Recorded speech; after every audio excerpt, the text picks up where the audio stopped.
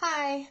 Okay, so I know that in my first video, when I was talking about the last place that we lived and all the things that happened there and um, all that, I talked about how, I'm happy that we moved here.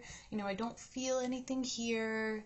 Um, I still don't feel anything here, and nothing really happened here and all that stuff, but I think I was wrong.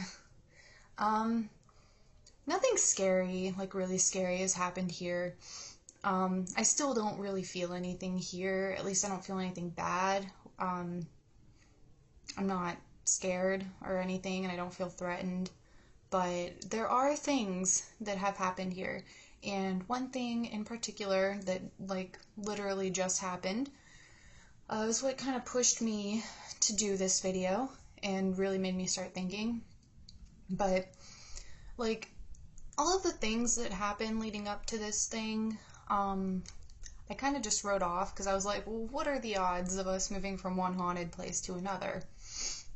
And it's crossed my mind that maybe it's not the places that are haunted, maybe it's that just the paranormal's attached to me.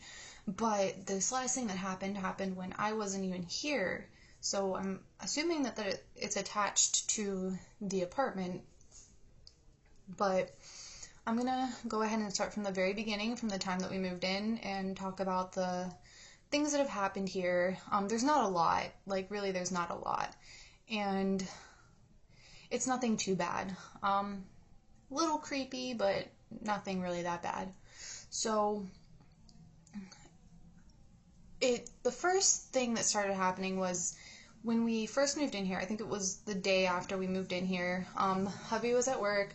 I was here alone with our son, and he was napping, and I was busy unpacking and doing all that. And in our kitchen, I keep two towels draped over the oven, and this is what they look like. And I fold them in the middle so that they're about that width, and I drape them over the oven, and I keep two of these side by side with about a gap that big between them. So the gap's only like that big. And I started noticing that whenever I would leave the kitchen, or, whenever I wasn't in the kitchen, when I would go back in, I would notice the towels would be pushed apart. And at first I didn't think anything of it. I thought, oh, maybe I was bumping into them. Maybe my son pulled them apart when I wasn't looking before, I laid them down. But it started happening all the time. And when I know for a fact that I didn't touch them, and I know that my son didn't touch them because they would be together while he was napping, and then I would go somewhere, like in the apartment, and then I would come back into the kitchen and they would be pushed apart. And we didn't have cats at this time. We have two cats now, but we didn't have cats at this time, so I knew it wasn't them. And even then, they don't touch the towels. Nobody touches the towels. Now this doesn't happen anymore, but at the time, the last time that it happened, I think, whatever it was trying to get my attention, and I think it stopped happening because it did get my attention, maybe? I don't know. But the creepiest time that it happened was, I noticed that they were pushed apart when I walked into the kitchen to get a cup of coffee one night.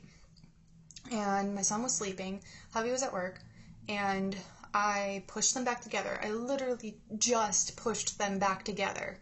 And in our kitchen, when you first walk in, the oven is on your right, and the coffee pot is directly straight ahead on the counter.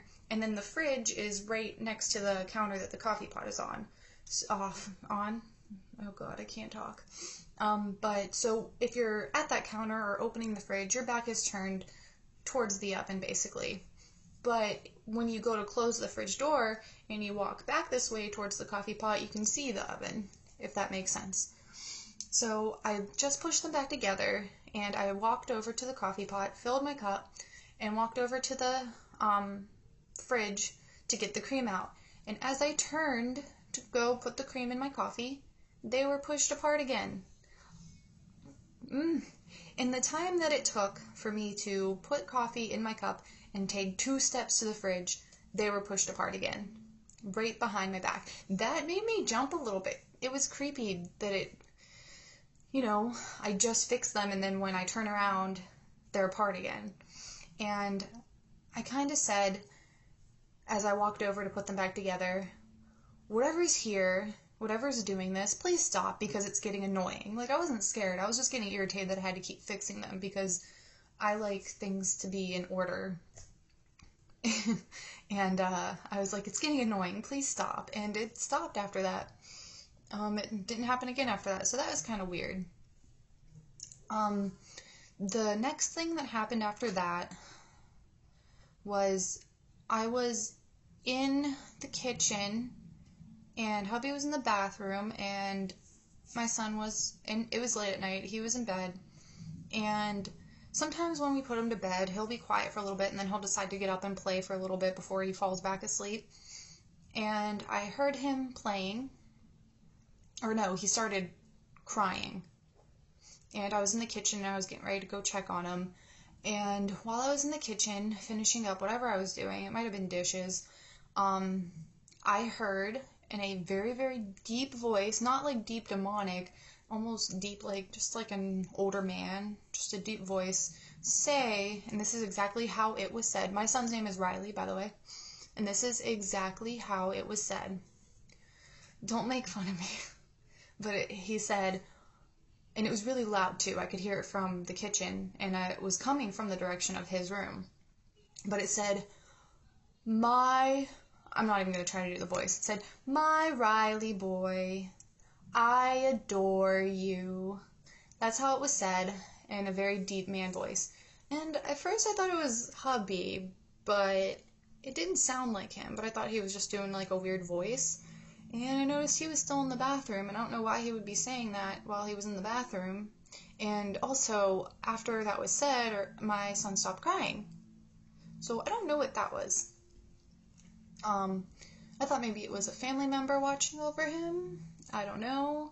When Huggy came out of the bathroom, I asked him if he said anything, and he was like, no. So there's that.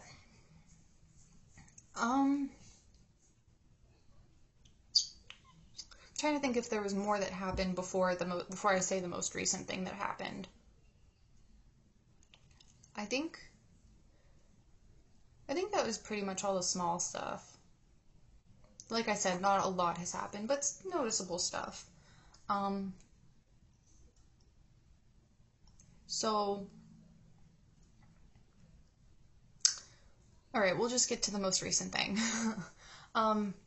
So, me and my son were away visiting my mom, because she lives an hour and a half away, so we were visiting with her for a week. We just stayed with her for a week, and hubby was here alone. And what creeps me out most about this was that it was him that witnessed this, and he's not really skeptical or anything like that. He's not obsessed with it like I am, and he's kind of one of those people that he'll believe it if he sees it, and it's not that he doesn't believe it, but some stories he's just like, I don't know about that.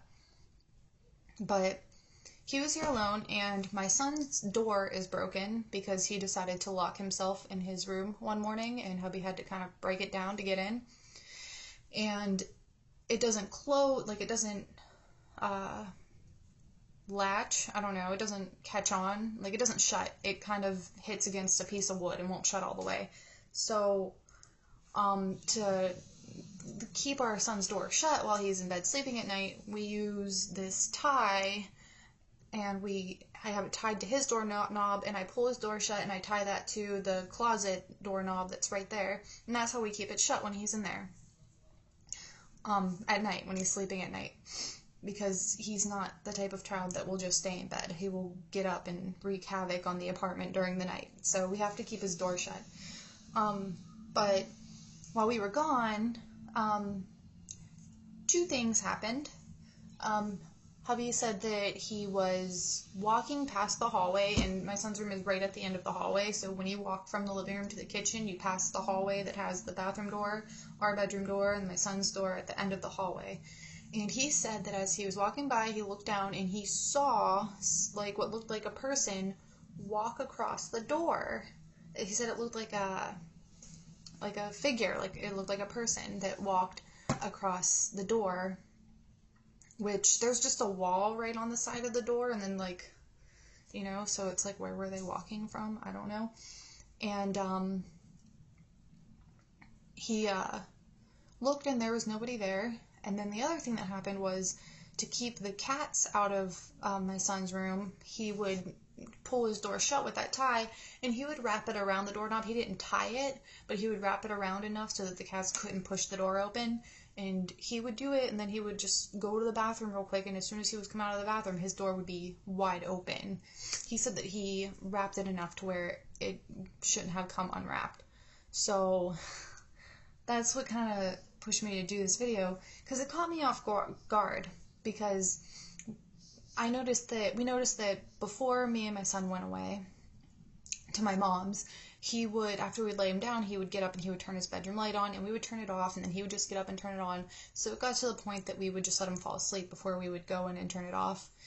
And we didn't think anything of it. Like, I kind of thought, like, oh, I wonder if he's afraid of the dark. Not that it's really dark in his room. He has a TV in there, don't judge, that we leave on for him at night, kind of as a nightlight.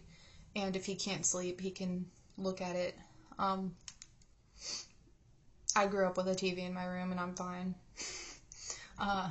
But he kept turning the light on, and I noticed that when we got back, we were having a really hard time putting him to bed, and I just thought it was because his routine was, you know, messed up from being at my mom's. And he would scream. He would scream and scream. He would get up and turn the light on and scream and bang on his door. He did not want to go to bed. And he would lay down and relax if we were in his room with him, but he wouldn't if we left the room. And we were taking turns, you know. You have a young child, you get frustrated, so we were kind of letting one of us deal with it and the other one take a breather, and then vice versa. And I was sitting in here, just taking a break, and hubby opens the door, and he says, I think he's afraid of his room. And I was like, what? And he was like, because, and that caught me off guard, because I wasn't expecting to hear that something had happened when we were gone, especially from him. Like, nothing really has happened to him. All of the stuff at the last place that we lived happened to me. So I was caught off guard, and he told me what had happened, that he saw somebody walk past his door, and that his door kept opening. And I was like, oh my God. And that's what made me think to do a video about my apartment. And yeah, it's crazy that happened while we were gone.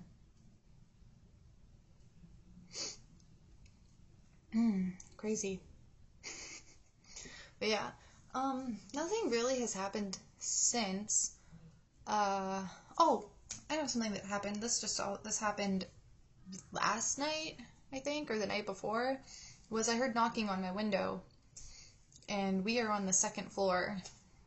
Nobody could be knocking on my window. I looked, there was nothing there, and I don't know how something was knocking on my window, but I heard a knock at my window. It was like that on my window. I was laying in bed playing on my phone, and I heard it. So there's that. And then I think that's it. I don't think I'm forgetting anything. But other than that, nothing really bad has happened, and obviously not a lot of things have happened, but I thought I would talk about it and keep you updated if anything else happens. I feel fine here, though. I don't feel like there's anything bad here. I think we're good. So that's it, and I will see you in my next video.